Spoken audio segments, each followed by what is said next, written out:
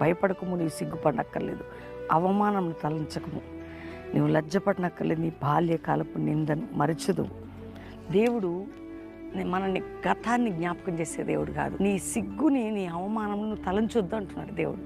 ఎందుకంటే నేనే నిన్ను క్షమించాను కదా. యేసు ప్రభుని ఎవరు రక్షకుడిగా అంగీకరిస్తారో వారి పాపాలు క్షమించబడ్డాయి, వాళ్ళ జీవితం క్షమించబడ్డది. దినదినము మనం రక్షింపబడాలి. దినదినము ఆయన కృప యొద్ద కనిపెట్టుకుని ఉండాలి.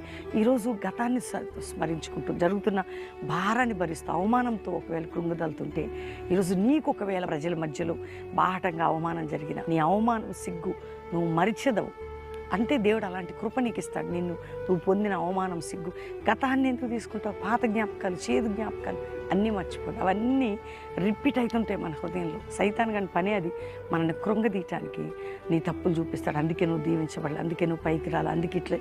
కానీ దేవుడు ఆయన ఎదుట పశ్చాత్తాపంతో, మన కనికరంతో, మనం ఆయన కనికరం కొరకు ప్రార్థన చేస్తున్నప్పుడు తిరిగి జ్ఞాపకం చేసుకొని ప్రేమ, క్షమాభిక్ష పెట్టిన ప్రేమ. కాబట్టి నీ సిగ్గును, అవమానమును నీవు మరిచదు ఈరోజు వాగ్దానం. కాబట్టి అట్లాంటి కృప దేవుడు నీకు ఇచ్చి నేను నిలబెట్టి ఆశీర్వదించబోతున్నాడు. కాబట్టి ధైర్యం తెచ్చుకో, ప్రార్థన చేసుకుందాం. తండ్రి, ఎందరో వారి జీవితాల్లో కోల్పోయి ఉన్నారు. అన్నిటినీ తిరిగి పొందే కృప, రక్షణ, మారు మనసు, పాపక్షమాపణ, నిత్య జీవం, వీటితో పాటు ఇహమందు కూడా ప్రతి విషయంలో, ఉద్యోగ విషయంలో, ఆర్థిక విషయాలు, అప్పుల విషయంలో, కోర్టు కేసు విషయంలో, ల్యాండ్